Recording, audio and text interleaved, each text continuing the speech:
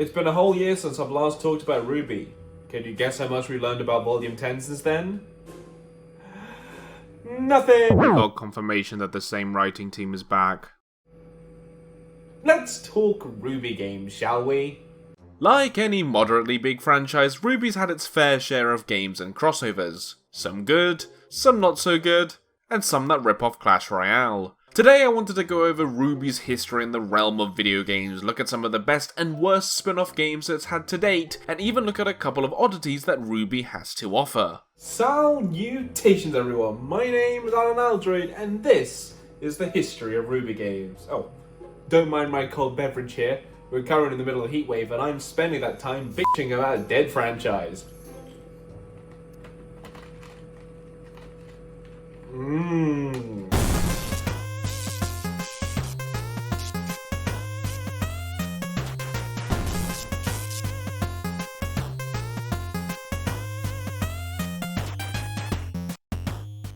First up on the chopping block is RWBY's first official/unofficial game. Now, you may be thinking to yourself, how is it both official and unofficial? Well, if you learn some pages, then maybe I might be able to answer that question for you, you silly sausage. RWBY Grim Eclipse started off as a fan game back in 2014, developed by Jordan Scott before being picked up by Rooster Teeth themselves. And looking at this trailer, holy moly, this looks stellar. This game was modelled after the Red trailer, even down to the Black Wolves as the Grim. It was a game where waves of Grim would continuously spawn in, and the aim of the game was to survive for as long as possible. A fun game mode concept that actually made its way into the final game, albeit years after the official game's debut. Less than 24 hours after the gameplay trailer was uploaded, Jordan was contacted by Monty Oom himself and inquired about the potential of developing the game further alongside Rooster Teeth. And on the 4th of July 2014, the game was announced to be becoming an official game developed by Rooster Teeth themselves at RTX, with its full release of the game being on the 5th of July 2016. Being RWBY's first foray into the gaming world, how does it hold up?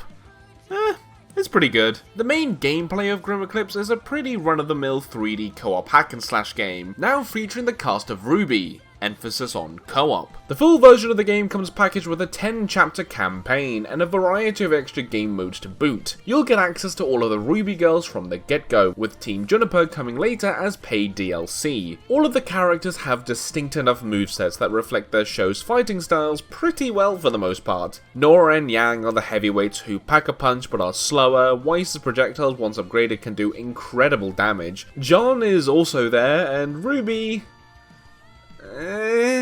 For a character whose whole shtick is being the speedster of the group, her attacks feel really slow and don't do a lot of damage. Her ultimate's good, but that's it. She's a decent character, however I don't find her as fun to play as compared to everybody else. Whenever I replay this game, I usually go with either Ren, Pyrrha, or Blake. Ren's my favourite character in the show, and I love his ability to just teleport around and give the Grim a slap or two, and is the character I've probably put the most time into. Pyrrha's also one of my favourites, and I have a great time playing as her. Blake is, Blake's a weird one. I'm not the biggest fan of her in the show, but when I was trying out some new characters to spice up my gameplay, I found myself weirdly gravitated towards her. She is probably the most well-rounded character in my opinion. Her attacks feel fast and do really good damage, and her bullets when upgraded can stun a ton of Grim in one go, which can all be wiped out with a single charged heavy attack, which is a great help if you're playing solo. This game can be quite fun, but honestly, it's pretty bland when you're playing by yourself. It's definitely a game that's supposed to be played with at least one other person, and is very apparent when it comes to the other game modes. Horde mode has you protecting these stations from 10 waves of Grim, and Christ alive, it is not fun doing it by yourself. Some maps have the stations close by, so the start is pretty smooth sailing. However, when the station placements get further and further away, or in this map especially where you can have 4 stations to take care of solo, it becomes a chore. You can get turrets to help you in your battle, but it's obvious that this game mode isn't really designed for one person. The main campaign is alright, the story is serviceable with a unique villain for the game in the form of Dr. Moreau. You never meet Dr. Moreau in the flesh, you just hear his silky smooth voice on your scroll and see his 2D face a couple of times. You could definitely get through the story in a couple of hours. It can be repetitive, sure, but overall I think this game is a decent romp compared to some of the other games on this list. If you're gonna pick it up, definitely have some friends on standby to play with you, as it's far more enjoyable that way. All in all, out of all the RWBY games there are, I think this one is my favourite. Would I recommend it to other people? If you have friends you want to play with, absolutely. This is one of those games that you can switch your brain off at the end of the day and just play with friends. However, it is a very short game and playing it by yourself does not do the game any favours. Our next game to talk about is RWBY, a game released exclusively in China, Hong Kong, Thailand, and Macau. I can't play this game. Also, it shut down 6 years ago. This short-lived oddity of a game was a side-scrolling arcade beat-em-up, developed by Hippie Game Incorporated and Shanghai Huadian Information Technology Co. Ltd.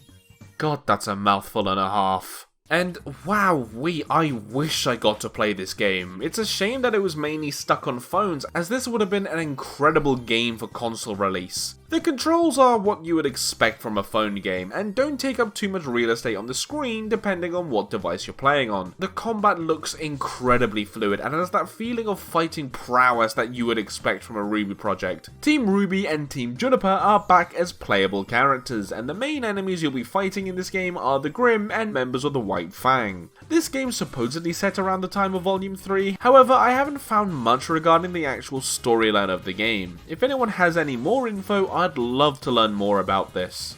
The artwork for this game is stunning. You can see that they really put a lot of effort into this product. The game exclusive designs for each of these characters look so flipping good, and I wish we got more of these designs in the main show compared to Rope Hair Girl.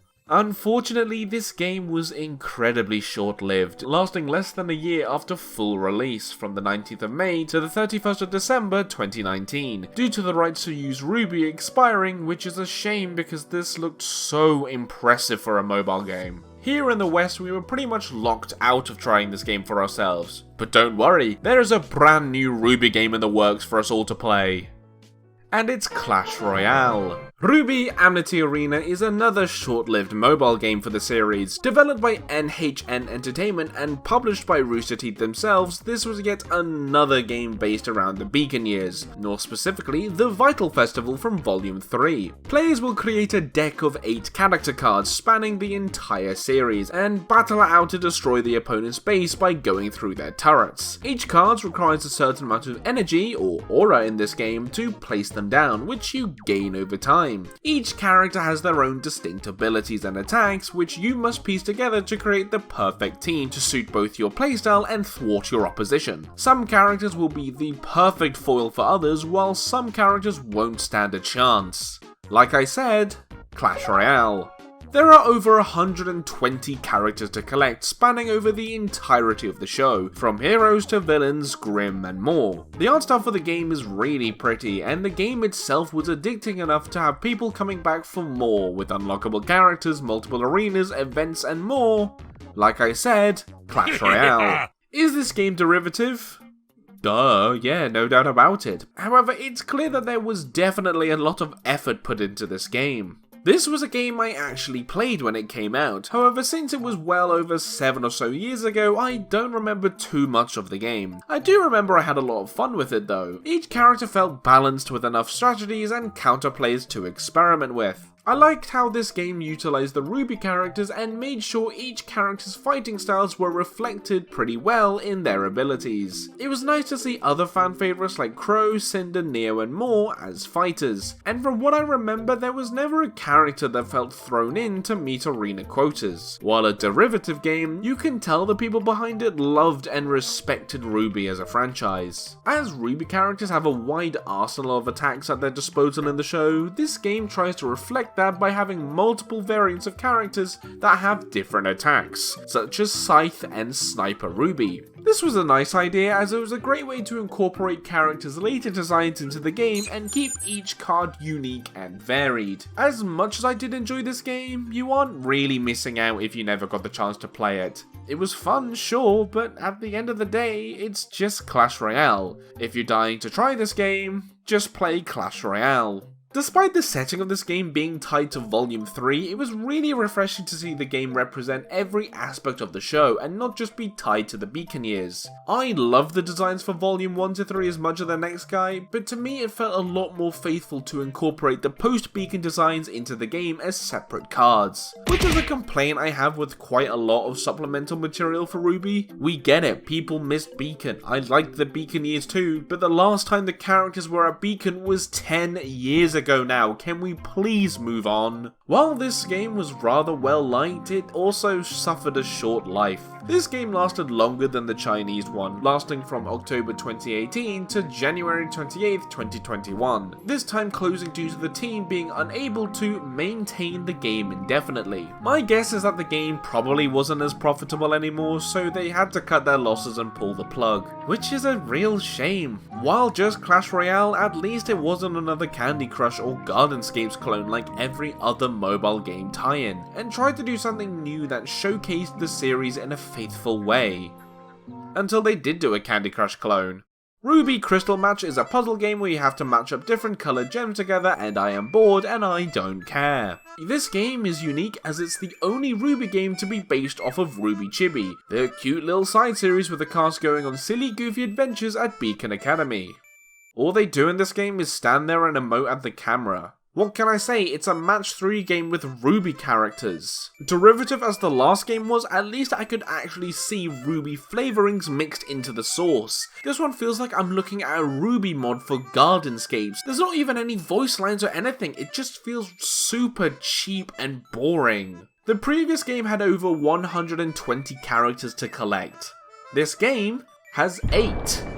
And before you say, oh, it must be Team RWBY and Team Juniper, you'd be wrong. It only has half of Team Juniper, being Pyrrha and Nora, and the other 2 characters are Cinder and Neo. Which is fine since it's not the same faces we'd usually get, but really? No other characters? There's genuinely so little to talk about that I even went on the game's official Twitter and Facebook pages to be met with absolutely nothing regarding the game. It's just reposts of fan art and lazy holiday posts. Even the social media intern gave up on this game. I mean, what else is there to say about this game? Ooh, when it comes to gem collecting, I like Nora's ability more. It's way better than Blake's.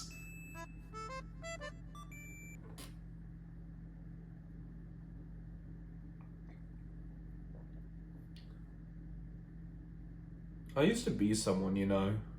RWBY Crystal Match was brought to you by Crunchyroll Games, best known by the public as the Oh Wait That Exists studio. Once again, it was another short-lived game, this time lasting for around 2 years from August 2019 to June 2021.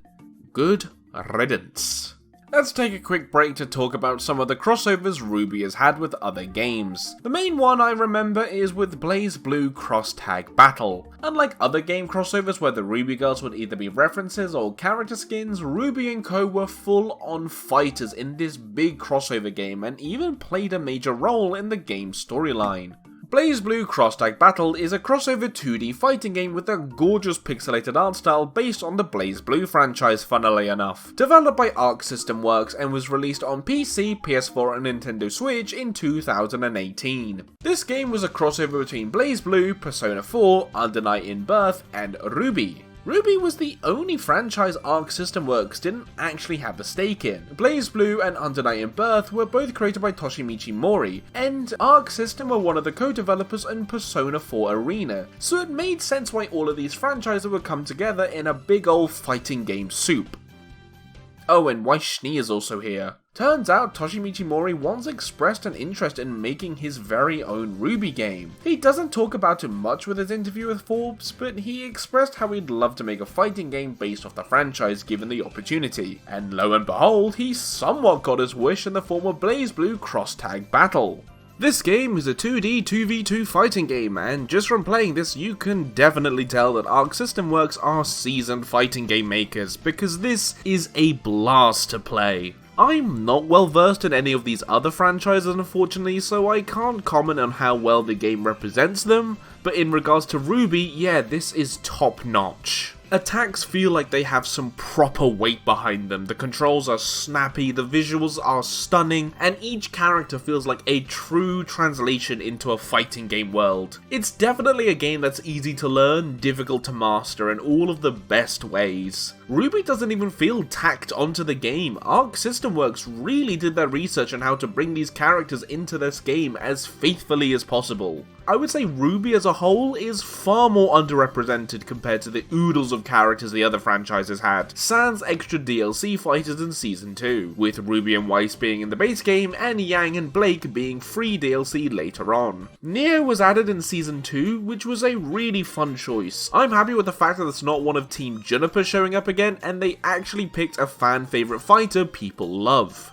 While underrepresented on the character front, RWBY gets to play a vital role in the story, which is far more than the team get to do in their own show. The story is segmented into episodes of similar length, with one episode dedicated to each franchise. The character interactions between the four girls are great and faithful to the characters, with some wonderful crossover shenanigans to boot. If you're a fan of fighting games and like these franchises, definitely pick it up. If you're here just for RWBY, I would still recommend it actually. It's definitely the best representation RWBY's had in an actual video game. RWBY's other crossovers aren't really much to write home about unfortunately. Sometimes there'd be actual characters, but in the case of the crossover between Smite or Paladins for example, they were just skins of other characters in each game. These would be only fun to pick up if you were both a fan of these games and RWBY, otherwise they were completely skippable. And now we've come to the final RWBY game on this list. A game that was finally set outside of the beacon years, with a brand new canon storyline featuring new animated segments and original characters, even featuring new music from the series composer Jeff Williams. RWBY Arrowfell. In 2022, we finally got a new RWBY game, and it's a 2D side-scroller. What? This game is an oddity for sure. Developed by WayForward and Arc System Works and released on November 15th, 2022, this marked the first proper RWBY game for PCs and consoles for 7 years. And to say that this was not what I was expecting is putting it lightly, if I'm honest. Trying to find any development information on the game is like mowing the lawn with a pair of nail clippers, but this was not what I was expecting out of the partnership. It's not a bad game, but it's not what I wanted in a RWBY game. I can easily rant about the ins and outs of this game for 14 minutes and 35 seconds, but I'm very sure my PC is about to catch fire from how hot it is in my room, so I'll save it for another time. This game is basically a Metroidvania but with RWBY. You play as Team RWBY and are able to switch between them on the fly, but since they all act and play in the same way, you might as well be a blob with the faces of the RWBY girl slapped onto them. Combat in this game is as shallow as a puddle, with your attacks boiling down to just slice or shoot. The main gimmick that separates each character is the use of their semblances. This game opts to mainly use them for puzzles rather than combat. RWBY can traverse gaps with her speed, Weiss can make platforms that take 3 to 5 business days to disappear, Yang can punch the ground to make blocks disappear, and Blake can create a clone that can push a floor button. Action anime, by the way. This game has some odd design choices that really irk me. Your bullets degrade your health bar every time you use them, which in my opinion is stupid as hell. They don't even do a lot of damage anyway, so it's practically useless. Just like in the actual show then, huh?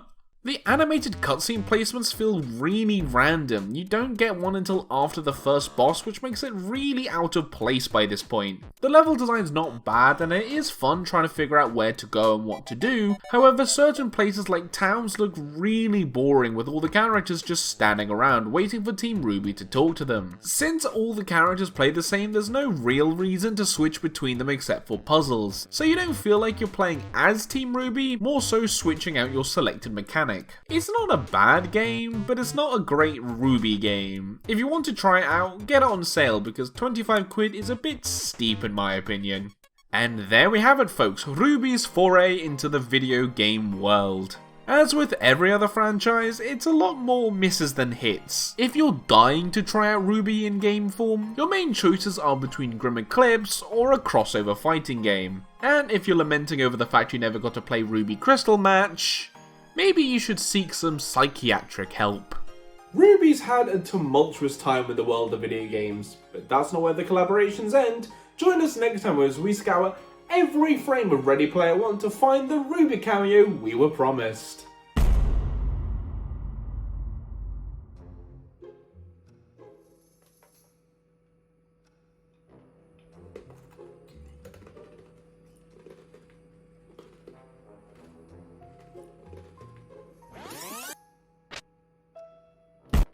Blue, there she is! Thank you so much for watching. If you did enjoy it and you haven't already, please consider giving this a like and maybe subscribe if you want to see more. I'll see you all in the next one.